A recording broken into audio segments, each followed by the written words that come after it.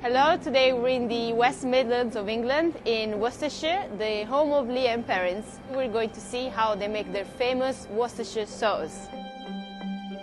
Today we're going to find out about its history and origin, what makes it so popular here in the UK, and then of course we're going to taste it.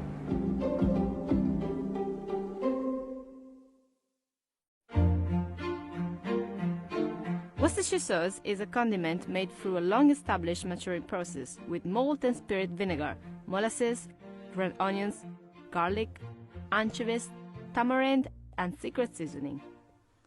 The sauce can be enjoyed in a variety of ways, used to complement steaks, burgers, cocktails such as a Bloody Mary, and a British favorite, cheese on toast. But how did this famous sauce come into existence here in the West Midlands? So Liam Perrins is steeped in over 180 years of history. You know, the story starts in 1835 with Lord Sandys, who was reputedly a nobleman of this county, and he'd been travelling in the Far East and had picked up this recipe for a sauce, and he loved it so much he brought it back to Worcester and wanted it made up. He turned to a couple of entrepreneur chemists, Mr. Lee and Mr. Perrins, who owned a chemist shop in the centre of Worcester in Broad Street. So he gave them the recipe. Mr. Lee and Mr. Perrins got the ingredients from around the world and made up the sauce. And you know what? It tasted awful. Lord Sandys never returned. And Mr. Lee and Mr. Perrins put this mixture in the basement of their chemist shop and didn't return to it until a couple of years afterwards, when they tried it and it had matured into this wonderful elixir, and so started the kind of global fame of Liam Perrins into what it is today. After discovering their newfound popular sauce, the pair began selling it from their Broad Street chemist, which was quickly becoming popular with locals in the area. Liam Perrins then relocated to a new factory in Worcester in 1897, where the sauce is still made today.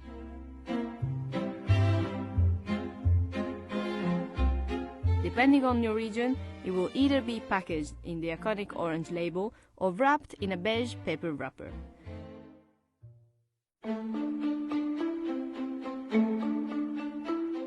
So at the site here in Worcester, we do mainly Liam Perrins production in glass bottles. 70–80% of what we do is Liam Perrins, so quite a lot of volume. And also we'll produce around about 43 million bottles a year. So depending on the bottle size that we're running at the time, we can run anything from 2.5 tonnes an hour up to 5 and 6 tonnes per hour in terms of production sauce. Paul escorted us around the factory, showing us the making process. We started in the basement, where hundreds of barrels sit quietly maturing the Worcestershire sauce ingredients, just like it did over 100 years ago.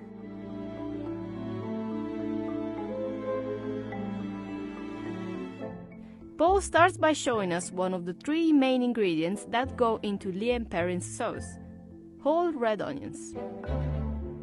So we've got some red onions here that have been pickling for around about 9 to 10 months, and we've still got the whole red skin onion, which we noticed, but it's changed from being a very hard fruit, even though it's keeping its colour, to being a little bit mushy, and it's the process of breaking down the vegetable that creates this lovely juice that comes out that will give us that lovely flavour.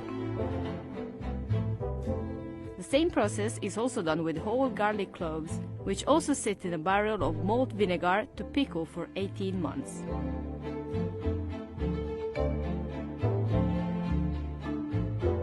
But one of the most interesting ingredients sitting in these barrels are anchovies, and there are lots of them.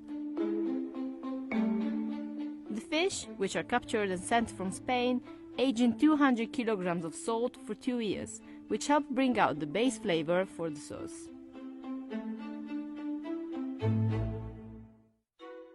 After the ingredients have finished maturing, they then go to the making house, where they are mixed together. The garlic, onions, anchovies and salt are added into this 5,000-litre tank.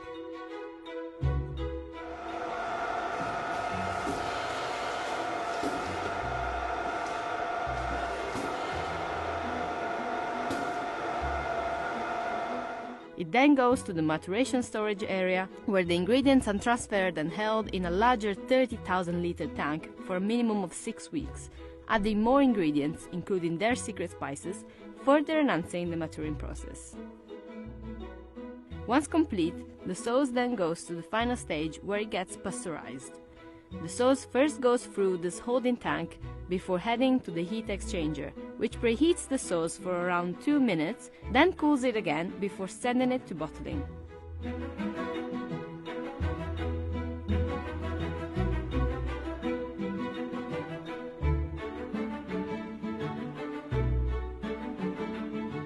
It's finally time to try the Worcestershire sauce. One thing to keep in mind is that this sauce has basically everything that I hate. I'm not a big fan of vinegar, anchovies, garlic, onions, and all these strong flavors.